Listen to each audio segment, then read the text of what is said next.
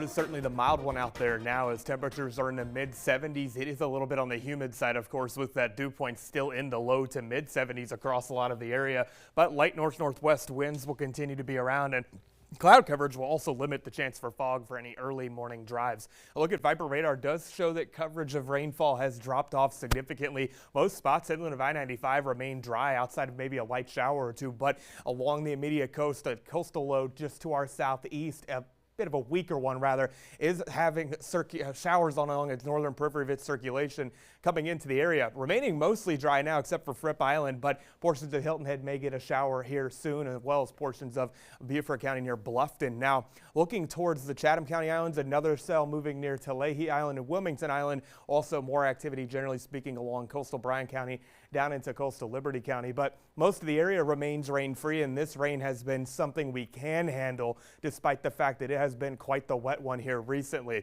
Temperatures start off mild and it is going to be a muggy feel too. Mostly cloudy skies do give way to shower and storm chances. If we can get some sunshine into the picture by noon or so, this will mean thunderstorms can fire up into the afternoon hours, and only going for about 40% chances for what it's worth, but won't take much to cause flooding trouble in our area given how wet it has been recently. Temperatures will be fairly mild into the evening too.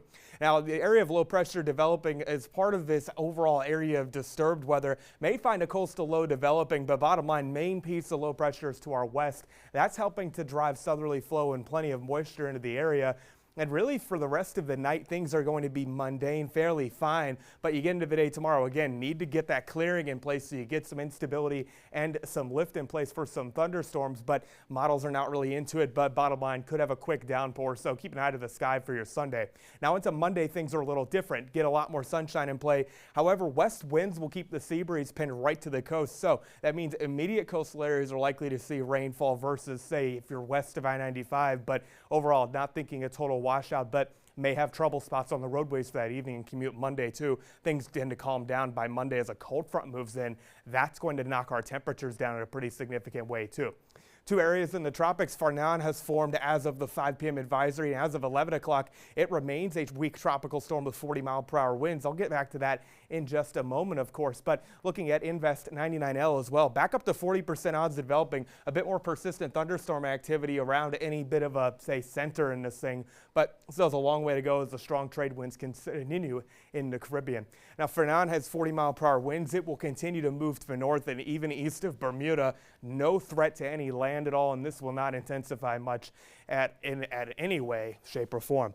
40% chances of rain along the immediate coast do eventually get out of play for the area. A low 70s to start. Looking at mid and upper 80s for a lot of the area tomorrow. Peaks of sunshine will be around, but scattered storms could develop too if you get enough sunshine to really destabilize things. But overall, looking at a drier day for the most part. Local waters have winds out of the north developing 5 to 10 knots, 2 to 3 foot seas. Low tide's going to be towards the 4 p.m. mark in the area. High tides have also been getting close to coastal flood criteria for the area.